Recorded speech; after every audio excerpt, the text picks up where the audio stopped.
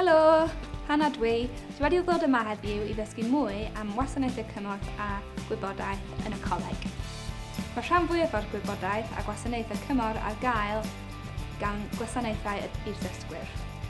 Os ydych chi'n gwybod pwy yw staff gwasanaethau ddysgwyr, jyst gofynnwch i'r tutor neu staff yn y derbynfa.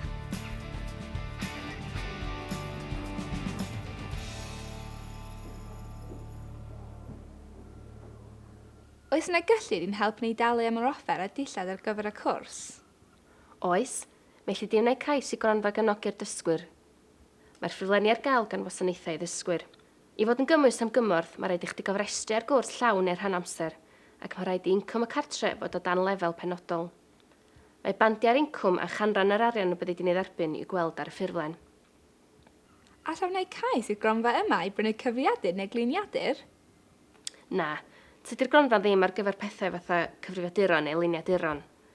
Mae gan bob cwrs restr o eitemau penodol sydd wedi cael eu cymeradwyo gan y tiwtor ar gyfer pethau fatha llyfrau, dillad, cyfarpar a thripiau maes. Rwy'n derbyn EMA, felly ydy o'n bosib gwneud cais i'r gronfa yma hefyd? Medri, mi allu di wneud cais am gymorth ychwanegol o'r gronfa yma os o't ti'n derbyn EMA, ond tydi myfyrwyr sy'n derbyn ALG ddim fel arfer yn gymwys. Rhaid I ffurflenni sydd wedi llenwi gael ei hanfon nôl at gwasanaethau ddysgwyr, ynghyd â tystiolaeth o'r incwm sydd angen ar y ffurflen, neu lythyr sy'n dangos bod ti'n derbyn EMA os oes gen ti'n. Mae'r cyllid yn brin, felly rhaid I chdi wneud cais yn fuan. Felly, mae yna gronfa'n helpu I dalu am eitemau hanfodol ar gyfer fy nghwrs.